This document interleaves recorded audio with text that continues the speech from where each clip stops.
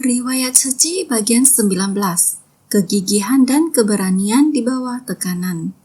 Ceramah master pada pelatihan kakak kelas Secing pada tanggal 18 Februari 2006. Kita semua harus ingat, saat itu kita hanya berapa orang? 3-4 orang yang datang mengikuti master. Dari sama sekali tidak mengerti tentang tanah, tidak tahu bagaimana mulai bercocok tanam, belajar sampai bisa menanam kacang. Waktu itu karena saya sendiri sedang dalam pelatihan diri, kemudian ada 3-4 orang yang mengikuti saya untuk tinggal di vihara kecil Bodhisattva Siti Garbha. Itu adalah hidup dengan memberi kebaikan pada diri sendiri saja. Dalam keadaan saat matahari terbit bekerja, sampai matahari terbenam istirahat semacam ini. Malam hari akan bisa membaca sedikit buku sutra, membahas sedikit tentang kata-kata Konfusius dengan semua orang atau apa yang Buddha katakan. Selama waktu itu benar-benar merasakan saat seperti ini sangat menyenangkan, meskipun sangat miskin, namun batin sangat kaya berlimpah. Waktu sangat leluasa. Pagi-pagi bangun melakukan kebaktian pagi. Matahari mulai muncul, mulai harus turun ke sawah. Saat turun ke sawah, apakah itu menanam kacang ataupun menanam padi, setiap kali menanam satu macam, dan kemudian menggantinya dengan sesuatu yang baru. Akan bertambah satu pengetahuan umum. Misalkan di periode pertama, di belakang Siti Garbha Bodhisattva sana ada sebidang tanah, dengan luas tanah sekitar 1 hektar. Di atas 1 hektar tanah ini, pertama kali adalah menanam kacang. Pertama kali menanam kacang adalah di atas gunung. Ada 3 orang gadis dari gunung. Mereka pergi ke atas gunung dan membawa seekor sapi turun. Meratakan tanah terlebih dahulu, kemudian membajak tanah dengan bajak dan mengajari kami bagaimana menabur benih. Bagaimana menabur benih kacang adalah menggunakan keranjang kecil. Ditaruh benih kacang. Tentu benih kacang tanah ini sebelumnya harus mengupas kulitnya dulu. Bukan sekalian dengan kulit kacang ditanam. Bukan. Harus dikupas dulu, kemudian harus dipilih. Pilih benih yang lebih sehat. Benih kacang yang bagaimana yang paling sehat, mereka bisa mengajari saya. Mengajari saya membedakan benih yang bagaimana, lalu dikemas dengan keranjang kecil. Adalah demikian membawanya. Mau belajar posturnya. Seandainya salah mempelajari posturnya, benih juga tidak bisa sejalan dengan tangan. Postur tangan dan waktu sangat penting. Bukan hanya tangan, sikap tangan, sebelah memegang keranjang, sebelah lagi mau mengambil benih. Juga harus belajar langkah kaki bagaimana jalannya. Saat alur dibajak, kerbau di depan membajak. Kita memegang keranjang yang ada benih kacang, menyemainya. Mau berapa jarak disemai 1 biji, 2 biji, ini adalah harus lihat berapa inci. 1 langkah kaki harus begini dan begini. Pas 1 jejak kaki 1 langkah adalah 1 benih. 2 benih baru sampai di mana harus 1 biji lagi. Menaruh benih lagi. Langkah kaki dan tangan yang semacam itu dengan benih yang akan ditabur harus sangat selaras, sangat sesuai. Kalau tidak, maka juga bisa mengacaukan langkah, juga bisa mengacaukan penyemaian benih. Dengan jenis teknik dan metodenya itu, pada saat baru memulai belajar menanam, di dalam hati selalu berpikir, saya telah menanamnya kemarin. Kemarin sudah ditanam, hari ini akan tumbuh seperti apa, maka akan pergi untuk melihatnya. Juga tidak berani untuk menginjaknya. Ketiga anak gadis itu, Nona Santi mengatakan, kamu menginjaknya. Benih yang baru ditebarkan harus diinjak dengan kaki. Apakah hari ini masih boleh diinjak? Dia mengatakan masih harus diinjak. Tanah diinjak sampai padat dan kokoh, agar benih dapat tumbuh menjadi tunas. Sungguh benar. Keesokan harinya kami masih ke sana untuk melihat apakah telah bertunas. Besok masih belum. Lusa dan lusa lagi. Tanah yang telah diinjak sampai kokoh sudah mulai timbul retakan. Tanah sudah retak. Kamu melihat tanah yang rusak dan timbul retakan. Sudah retak, keesokan hari datang kembali. Demikianlah tunas kacang ini. Sore hari kembali melihat, dia mendongakkan kepala, sangat menakjubkan. Di antara langit dan bumi, demikian melihat benih masuk ke dalam tanah. Daya tahannya sangat kuat.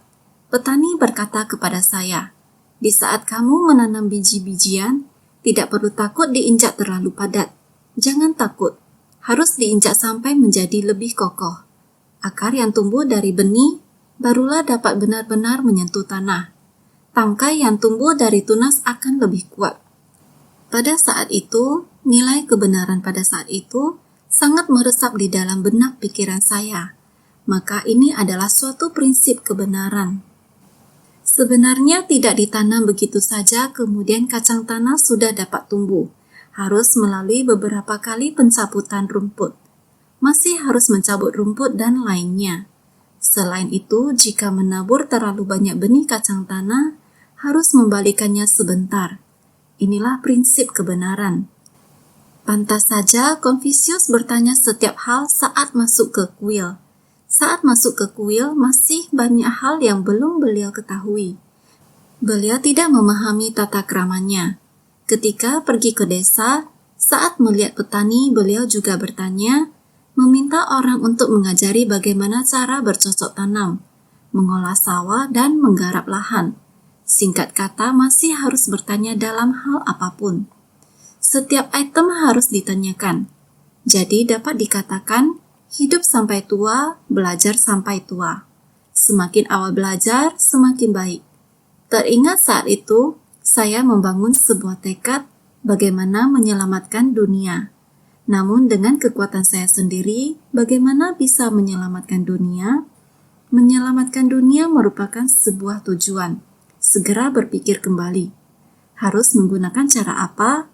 Harus menyelamatkan hati manusia, harus mulai dari menyelamatkan hati manusia. Jadi dari 3 sampai 4 orang menjadi 30 orang. Semangat celengan bambu terus berlanjut hingga sekarang. Saat ini kita masih harus demi masyarakat kita. Kita harus semakin meneguhkan keyakinan, memantapkan langkah kita. Dan masih harus memikirkan menggunakan cara apa dengan semangat mensucikan batin manusia ini. Masih harus terus digalakan untuk berkembang. Berharap 1 bisa menjadi 10, 10 menjadi 100, 100 menjadi 1000, puluhan ribu, bahkan jutaan. Semuanya dimulai dari sebersit niat dari sebutir benih. Pada saat itu, saat saya menanam kacang tanah, dari 1 butir, 2 butir benih yang ditanam, setelah dicabut, setelah dihitung ada yang 70 hingga 80 biji kacang tanah. 70 hingga 80 kacang tanah polong. Tahukah kalian, ada polong kacang tanah yang berisi 2 biji. Sebenarnya ada yang berisi 3 biji dan ada yang berisi 4, 5, atau 6 biji dari 1 benih saja. Jika hasil tanamannya baik, begitu dicabut bisa menemukan untayan kacang. Dari sebutir benih bisa menjadi 10, ratusan, ribuan, puluhan ribu, bahkan menjadi tak terhingga. Apalagi ketika sebuah benih berubah menjadi tunas baru. Tunas baru ini membutuhkan banyak orang untuk membimbing mereka, untuk membimbing dan mengairi mereka. Harus ada tukang kebun yang merawatnya, merawat bagian ini. Oleh karena itu saya sungguh sangat bersyukur kepada para relawan komite. Semua orang menggunakan cinta kasih, seperti hati orang tua dalam membimbing tunas baru tersebut. Benih yang terus-menerus dan tunas baru yang terus-menerus, serta membimbing mereka secara terus-menerus. Benih tahun itu sekarang tidak hanya 1 persatu menjadi tunas baru. Mereka telah menjadi pohon besar. Saat master berjalan, mereka mengikuti dari belakang. Saat master berbalik dan melihat, sama seperti sebuah untayan kacang.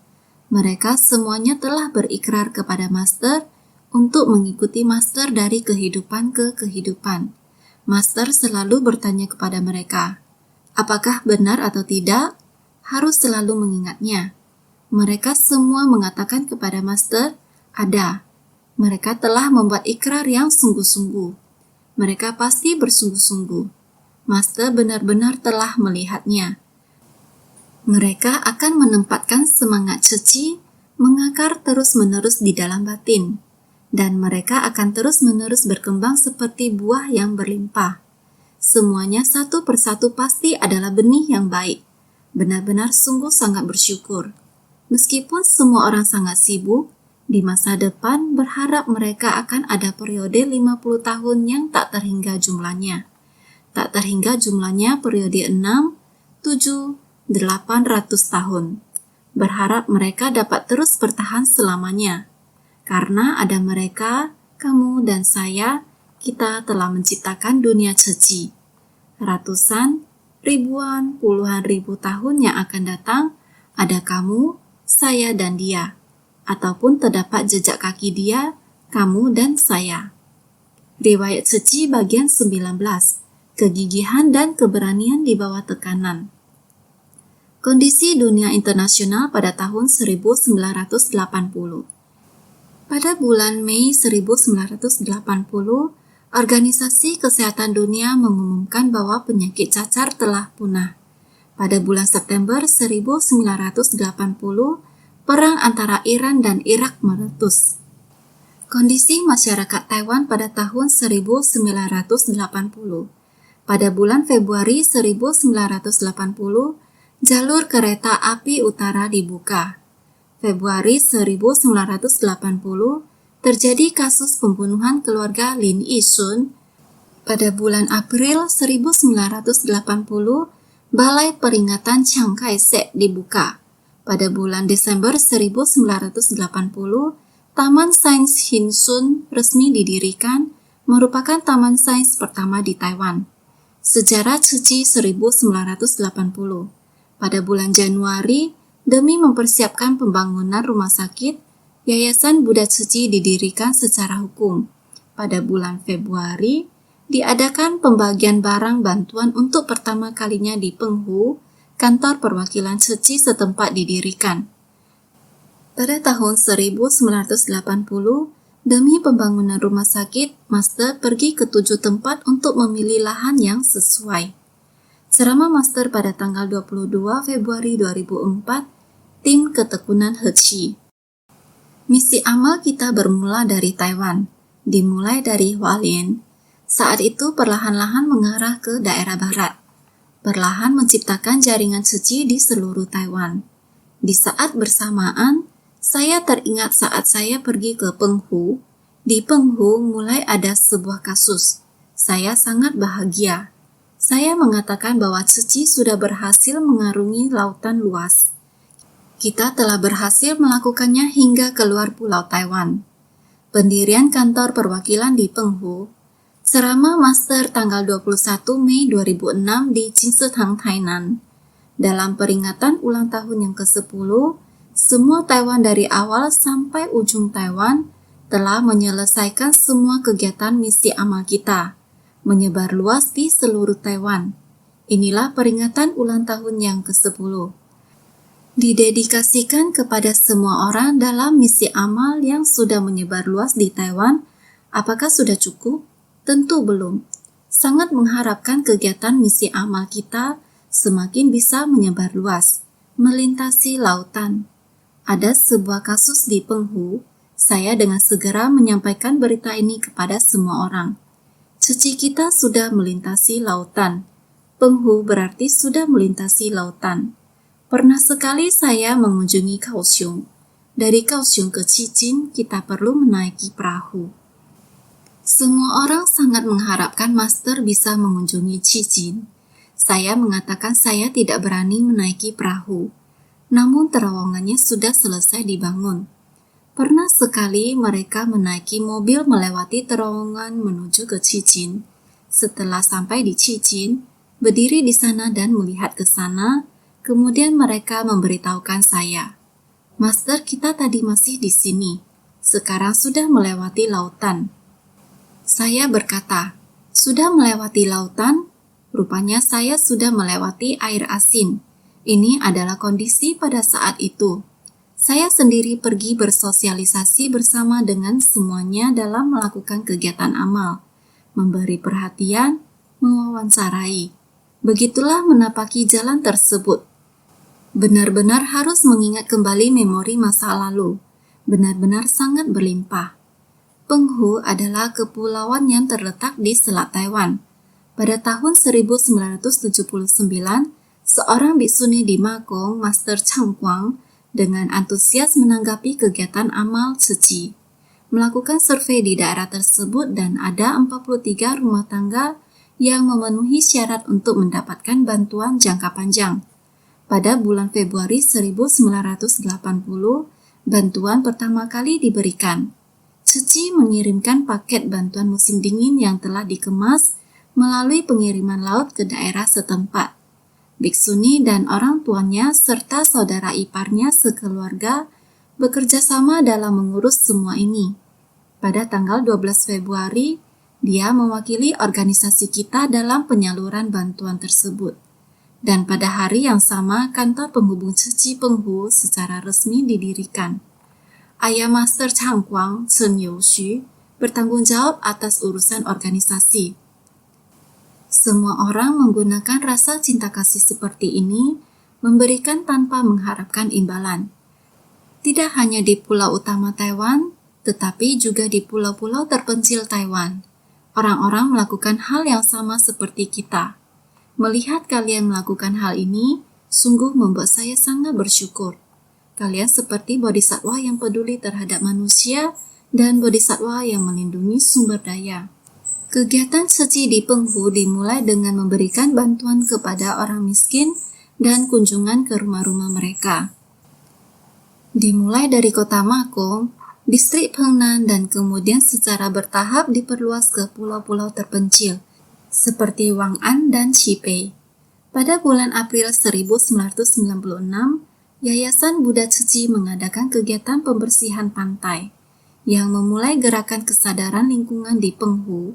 Dapat dikatakan bahwa inilah awal dari upaya pelestarian lingkungan di pulau-pulau terpencil di Taiwan. Ceramah Master pada tanggal 1 Januari 2006 pada acara perayaan Tahunan Budaya Humanis. Relawan pelestarian lingkungan, memang saya tidak bisa menggambarkan bagaimana rasa berterima kasih saya kepada mereka. Mereka benar-benar menggunakan hidup mereka untuk melindungi bumi, dan juga menggunakan hidup mereka untuk menyebarkan cinta kasih kepada semua orang. Di Kinmen, Penghu, dan juga Xiao Liu Chiu, mereka semua melakukan ini. Ada sebuah cuplikan video yang sangat imut. Ketika mereka melakukan kegiatan di Penghu, ombaknya sangat besar. Angin sangat kencang dan ombak sangat besar. Setelah mereka melakukan daur ulang di sana, dan mereka membersihkan dengan baik, yang harus didaur ulang telah didaur ulang dan mengangkutnya ke truk. Dan kemudian mereka semua hendak pulang ke rumah. Waktu mereka akan pulang ke rumah, mereka mulai berteriak, "Master, sampai jumpa." Saat itu saya berpikir, mereka meninggalkan saya di sana. Mereka mengendarai mobil, mengucapkan selamat tinggal dan pergi. Dan meninggalkan saya di sana bersama angin laut, namun terasa begitu hangat. Seperti mereka di wilayahnya melakukan daur ulang. Dan saya juga sepertinya bergabung bersama mereka. Tim mereka di Penghu. Jadi sepanjang jalan ini selalu begitu hangat dan begitu akrab. Tidak bisa menggambarkan ini dengan kata-kata. Kita juga melihat mereka melakukan daur ulang di pulau terpencil, bahkan lebih sulit dibandingkan di Taiwan. Mereka menggunakan kapal untuk pulang pergi. Benar-benar sangat sulit. Jadi setiap kali melihat Taai TV, ada hasil yang ditampilkan dengan begitu indah. Tidak bisa menahan diri. Saya akan menyampaikan rasa terima kasih bersyukur kepada para relawan daur ulang. Untungnya ada para relawan daur ulang untuk membantu. Mereka membantu memikul 1/4 dari tanggung jawab saya. Pada bulan Juni tahun 1996, misi kesehatan Ceci juga melangkah ke Penghu. 5 dari komunitas utara pergi duluan ke desa Wang'an, Qiangzhun, dan Tong'an, mengadakan pengobatan gratis. Dan setelah ini mereka akan pergi ke sana secara teratur setiap tahun. Ceramah Master pada tanggal 28 Maret 2015 pada pertemuan pagi relawan. Tema kita adalah organ dari misi kesehatan kita.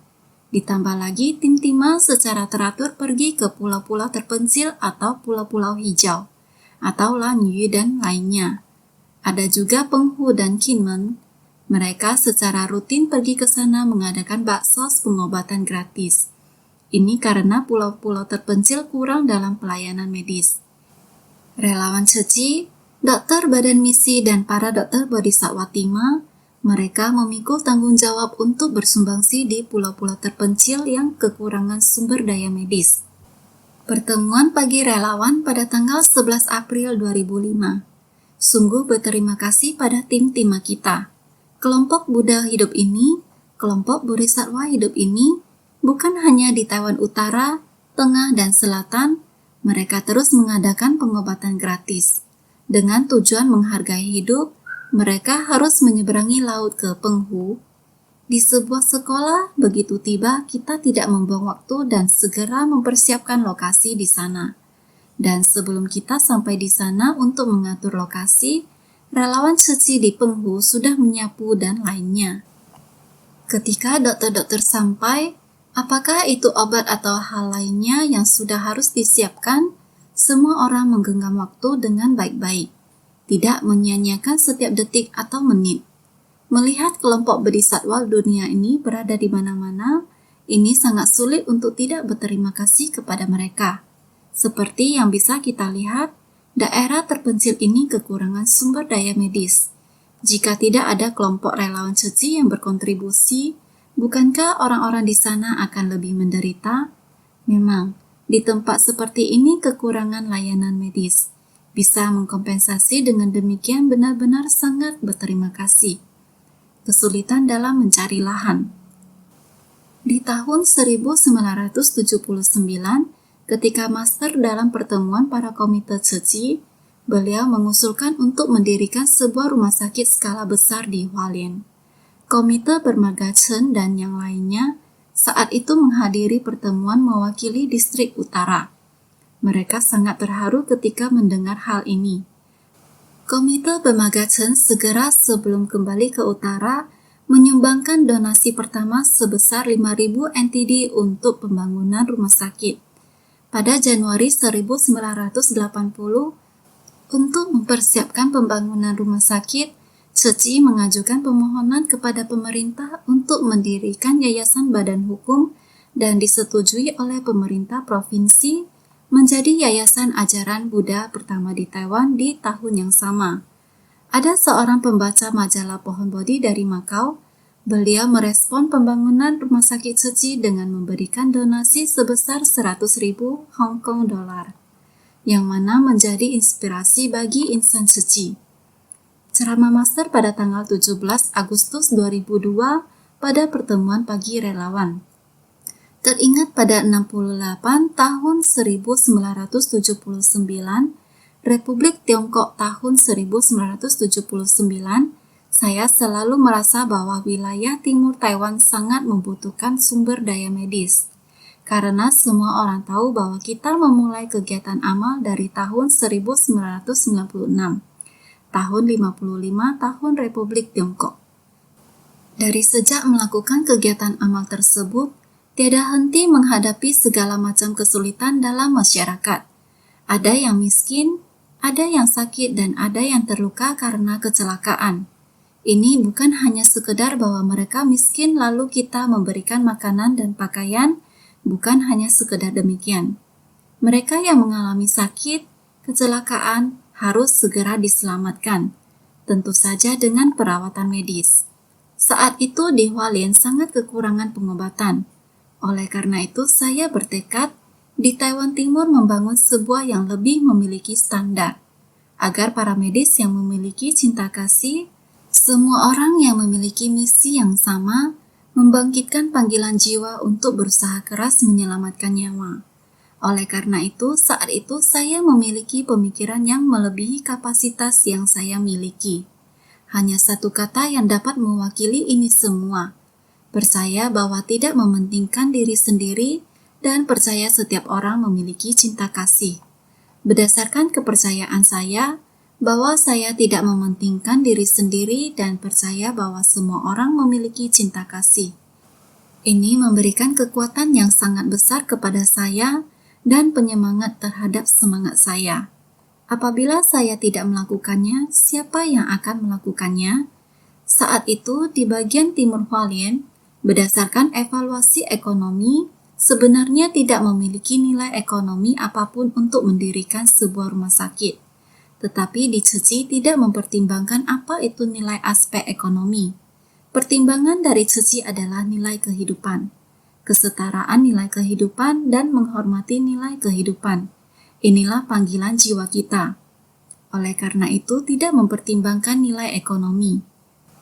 Apa yang disebut dengan nilai aspek ekonomi, dan berdasarkan dari bagian ini, tidak mempertimbangkan nilai ekonomi. Bahkan percaya bahwa diri sendiri tidak egois. Percaya bahwa semua orang memiliki cinta kasih. Inilah kekuatan yang saya dapatkan.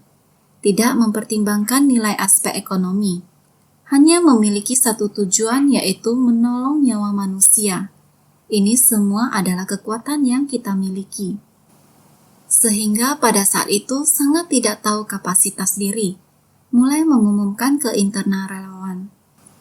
Itu adalah pada 68 tahun Republik Tiongkok pada tahun 1979 pada bulan Mei. Suatu hari karena saat itu, kebetulan juga sekong atau kakek guru datang ke Gria Qingse. Saya cepat atau lambat akan mengunjunginya ke kamar sekong. Ngobrol-ngobrol dengan beliau di ruang buku. Saya lalu membahas tentang Ceci, membicarakan tentang harapan saya. Akan tetapi ketika itu sekong mengatakan, kesehatan kamu juga tidak begitu baik. Bagaimana kamu memiliki kekuatan untuk melakukan hal ini? Tidak salah, saat itu kondisi tubuh saya adalah yang paling buruk. Terkadang tengah malam waktu tidur, jantung kesakitan hingga pingsan. Memang saat itu jejak vitalitas saya sangatlah lemah. Karena kondisi tubuh yang tidak baik sehingga saya sangat cemas.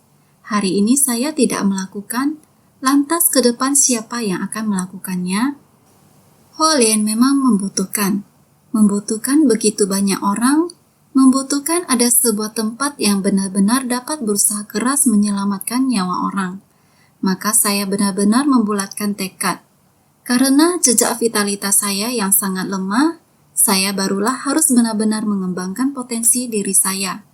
Jika saat itu saya tidak melakukan, tidak tahu kemudian hari apakah ada kesempatan untuk melakukannya. Maka sering saya sampaikan kepada semuanya bahwa yang benar lakukan saja. Jangan berpikir terlalu jauh. Juga harus jangan berpikir terlalu banyak. Malah harus genggam momen saat ini. Yang benar lakukan saja. Namun sebesit niat yang timbul seketika itu harus dipertahankan. Bukan demi keuntungan, hanya untuk menyelamatkan nyawa, menghargai nyawa. Sebersit niat itu sampai sekarang masih dipertahankan. Jadi manfaatkan momen yang ada sekarang juga dan pertahankan untuk selama-lamanya. Demikianlah, sehingga ketika sedang mencari lahan pada saat itu, sebenarnya memang sangat sulit.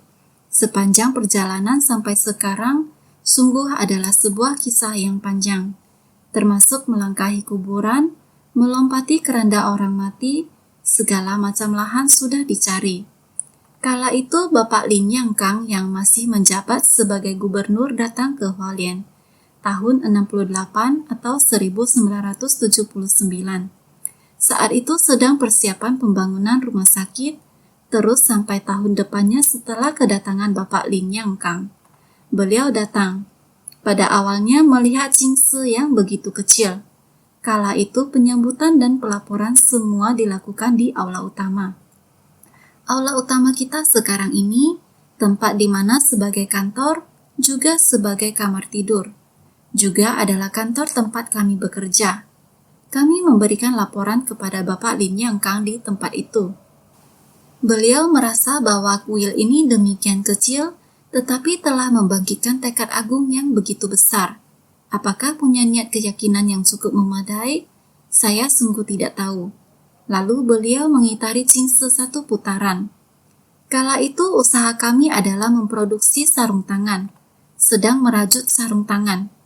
Ada sebuah ruangan kerja. Beliau sangat terharu setelah melihatnya.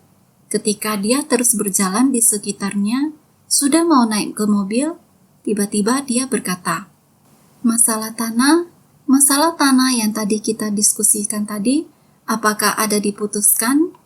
Karena dia melihat kemandirian kita dan melihat bahwa kehidupan kita adalah seperti ini masih tetap membangkitkan tekad. Benar-benar, sebersih niat ini sangat menyentuh batin dia. Dan dengan tulus mengerti apa yang akan saya perbuat. Maka jelas-jelas sudah mau naik ke mobil, dia berhenti dan berkata, Tanah yang barusan dibicarakan kelanjutannya bagaimana? Dia terus menanyakan kalimat ini. Saya berkata, saya benar-benar sangat suka tanah tersebut, tetapi itu dianggap sebagai benteng militer. Kemudian Bapak Lin Yang Kang berkata, sekarang tidak sedang berperang, bagaimana masih ada lagi urusan untuk benteng militer? Meskipun sekarang ada perang, juga tidak diperlukan lagi benteng urusan militer. Dengan perlengkapan perang sekarang ini, tidak dibutuhkan lagi benteng militer. Dia berkata demikian. Ketika dia berkata, jika kamu suka tanah ini, saya pulang akan melaporkannya. Dan sesuai harapan, beberapa hari kemudian, Tuan Jiang Jingguo juga datang lagi. Dia datang mewawancarai Geria Jingse dan untuk lebih memahami situasi Jingse. Dia benar-benar juga sangat terharu. Pada tahun 2007 di pelatihan staf rumah sakit Tsinghua Taipei, setelah pulang dia segera merapat membahas urusan tentara. Benar-benar mengatakan boleh. Panglima di Hualien dia juga sangat bersukacita untuk membawa saya pergi melihat. Membawa saya melihat lalu mengatakan kepada saya. Dia berkata, saya sekarang dapat berkata kepada semua orang saya seorang Buddhis. Kenapa sekarang kamu baru mengatakan bahwa kamu Buddhis? Dia berkata sejujurnya dikatakan bahwa dia tidak berani mengatakan kepada orang bahwa dia pengikut ajaran Buddha. Karena mengapa ajaran Buddha sangat ditolak oleh masyarakat? Karena ajaran Buddha tidak ada sumbangsinya kepada masyarakat. Sekarang ajaran Buddha mau mendirikan rumah sakit di daerah yang sangat membutuhkan pengobatan. Maka saya dapat mengatakan pada masyarakat, kita Buddhis sedang melakukan sesuatu. Maka sekarang saya mulai dapat mengatakan kepada masyarakat, saya juga seorang Buddhis. Saya sangat bersukacita untuk merencanakannya.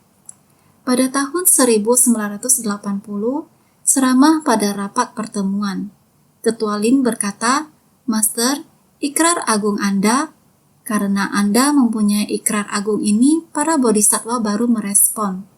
Jadi saat ini ketika saya hendak masuk ke mobil, baru tiba-tiba menyebutkan sebidang tanah ini. Jadi sebidang tanah ini pasti akan mengabulkan keinginanmu.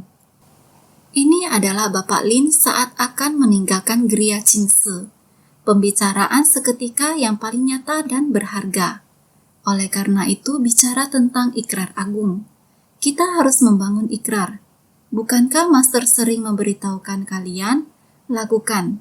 Kita harus serius melakukannya.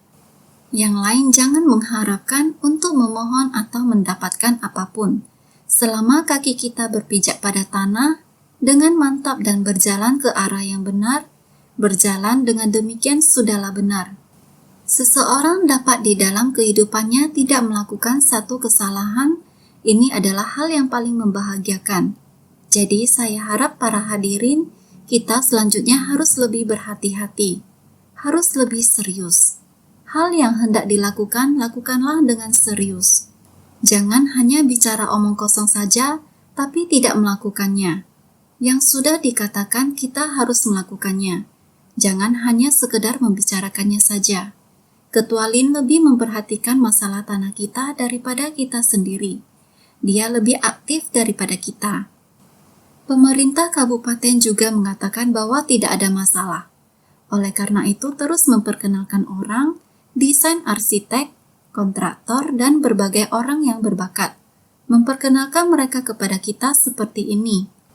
Saya melaporkan kepada Sekung agar beliau mengetahuinya. Beliau sangat sukacita. Melihat beliau begitu sangat sukacita, saya lebih terhibur dari apapun. Karena saya merasa bahwa saya tidak melakukan kesalahan dan dapat membuat guru tersenyum bahagia. Saya benar-benar sangat sukacita. Pelatihan staf Rumah Sakit Tzu Chi Taipei, tanggal 14 Oktober 2007. Saya paling ingat pada tahun 1978. Jing Yang, dia baru saja bergabung. Saat saya baru mulai membangkitkan niat pikiran untuk membangun rumah sakit, waktu itu saya ingat dia mengatakan kepada saya, "Donasi ini agak mudah.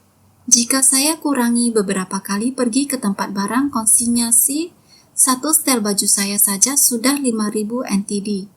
Pada saat itu di Tainan ada seorang arsitek bernama Tuan Huang. Arsitek Tuan Huang ini bibinya atau siapanya adalah seorang monastik. Dia berkata sekarang adalah kesempatan yang sangat bagus. Master Cheng Yen akan membangun rumah sakit, kamu bisa berkontribusi. Rumah sakit ini jika Anda dapat mendesainnya dan tidak menerima biaya desain, jika Anda dapat mendesainnya, dengan demikian ini juga merupakan sebuah pahala kebajikan, juga menolong orang." Benar, dia sangat bersungguh hati. Pada saat itu denah adalah gambar Jalan Shangqi. Gunung dari Jalan Shangqi, saat ini jika kita turun dari stasiun Hualien, melihat ke seberang, ada dua menara penangkal petir. Tepat di tengahnya lahan itu, pada waktu itu Tuan Jiang Jikuo ke sana. Di sana adalah sebuah tanah terlarang.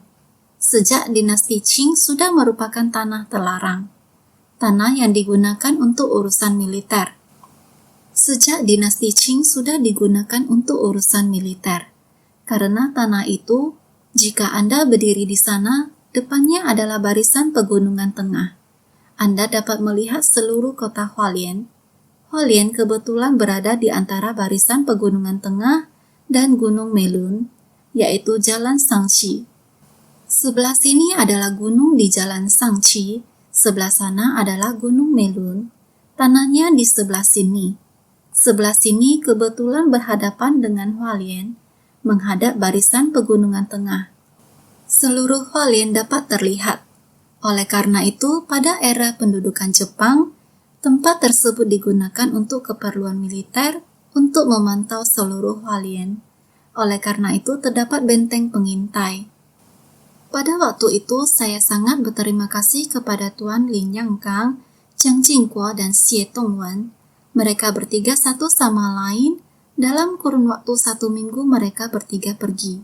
Dalam kurun waktu 1 minggu, 2 atau 3 hari sekali Lin Yang Kang pergi, kemudian disusul oleh Wakil Presiden. Wakil Presiden pergi untuk melihat. Beliau rela meluangkan waktunya demi kita. Saya sungguh bersukacita.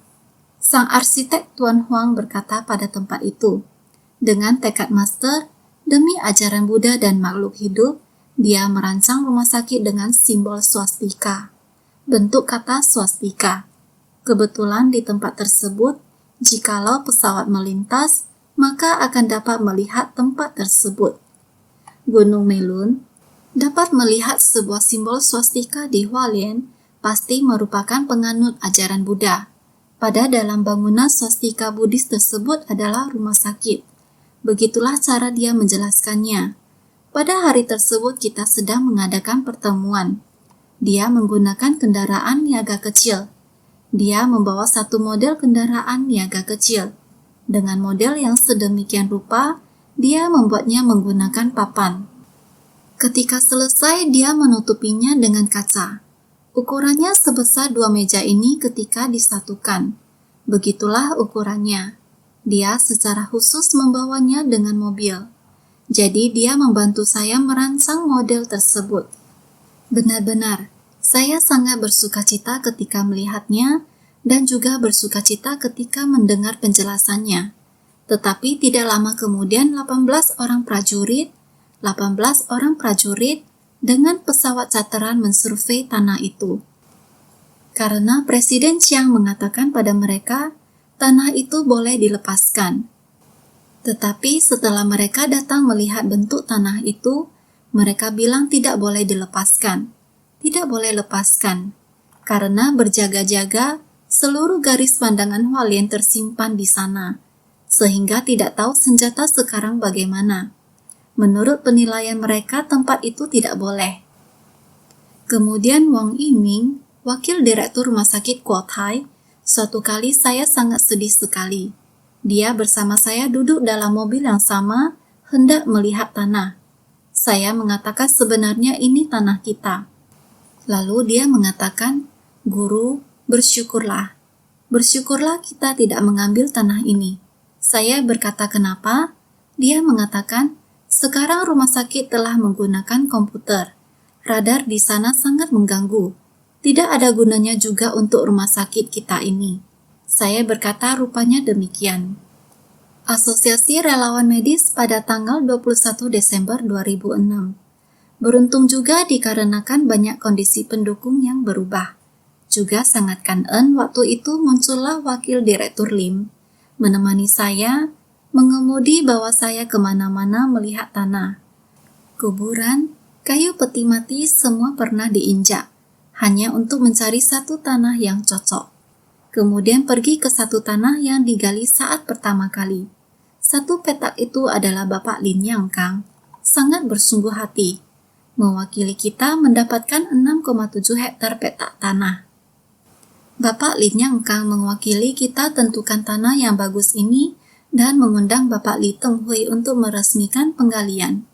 Pertemuan di Rumah Sakit Seci Talin tanggal 27 Maret 2000. Sebenarnya membangun rumah sakit bukanlah hal yang mudah. Sebenarnya hal yang sangat sulit. Masih ingat Bapak Chang Ching-wen pertama kali bertemu denganku. Dia mengetahui saya akan membangun rumah sakit. Dia mengatakan, "Master, kamu sangatlah polos. Bagaimana kamu bisa membangun rumah sakit? Tahukah kamu membangun rumah sakit itu adalah satu hal yang sangat rumit, sangat sulit. Satu rumah sakit seperti satu masyarakat kecil, adalah satu komunitas sosial yang kecil. Dalam masyarakat ini ada yang baik dan jahat. Orang yang berada dalam satu rumah sakit, yang kedudukannya tinggi sampai jenjang guru profesor, yang rendah adalah rendah hingga hanyalah penyapu, membersihkan toilet. Yang kedudukan tinggi dan rendah semua dikumpul bersama, adalah masalah antar manusia dalam satu rumah sakit. Benda yang digunakan dalam rumah sakit, ada yang paling canggih teknologinya. Peralatan rumah sakit, yang paling sederhana sampai kain lap, sapu, pengki juga ada. Ini adalah benda yang diperlukan masyarakat pada satu rumah sakit. Yang ada dalam rumah sakit, dalam masyarakat boleh tidak ada. Akan tetapi dalam rumah sakit tidak boleh tidak ada. Dia mengatakan sangatlah rumit. Kamu adalah seorang biksuni, kamu begitu polosnya. Bisakah kamu membangun rumah sakit? Saat itu, sewaktu mendengar kata ini, saya juga merasakan benar. Apakah rumah sakit bisa dibangun oleh saya? Akan tetapi, dari sakit yang diderita tubuh sendiri dan memikirkan penderitaan orang lain. Sakit ingin berobat tapi tiada berdaya. Maka saya merasa walau sangat rumit, jika tidak dilakukan ceci, pengobatan di Hualien selamanya akan tetap terbelakang. Hanya niat pikiran ini saja, sehingga memutuskan untuk tetap melakukannya.